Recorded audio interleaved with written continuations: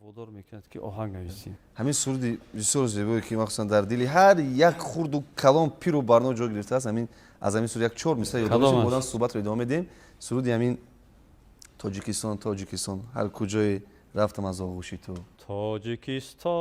تاجیکستان هر کجای رفتم از آغوش تو.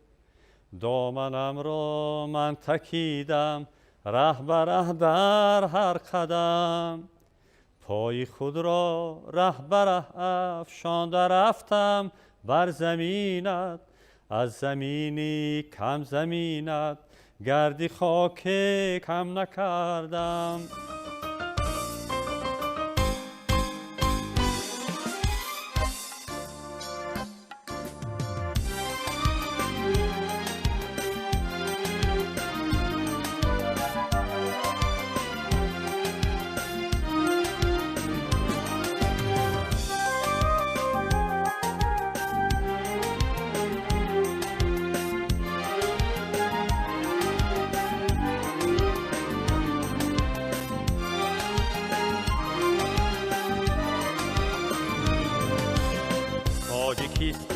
تاجیکستان هر کجای رفتم از آغوش تو.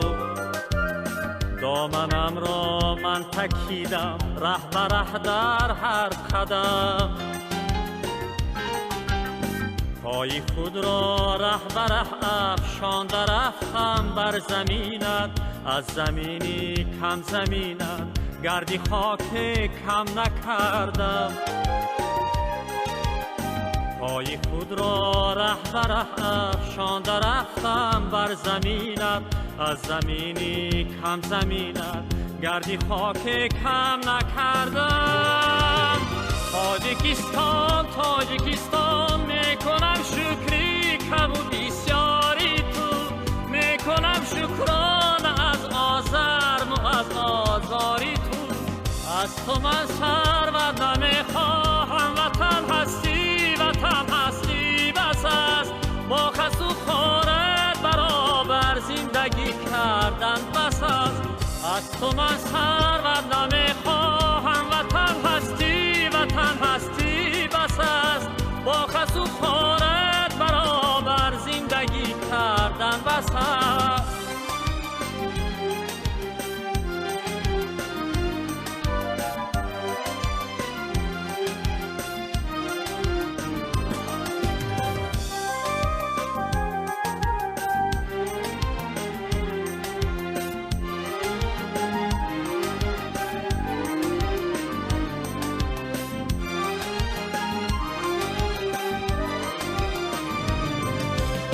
هر کجای سنگ دیدم دست بردم بر سرش چون بر سری فرزندی خویش. با نوازش گفتم او را از بدخشان کنده ام. با نوازش گفتم او را از بدخشان کنده ام. طفل شیرخواری مرا از بند پیستان کنده ام. با نوازش گفتم او را از بدخشان کنده ام. طفل شیرخواری مرا از بند پیستان کنده ام. تاجیکستان میکنم شکری کم و بسیاری تو. میکنم شکرانه از آزرم و از آزاری تو. از تو من ثروت نمیخواهم وطن هستی بس است. با خس و خورت برابر زندگی کردن بس است. از تو من ثروت نمیخواهم وطن هستی بس است. با خس و خورت برابر زندگی کردن بس است. با خس و خورت برابر زندگی کردن بس است.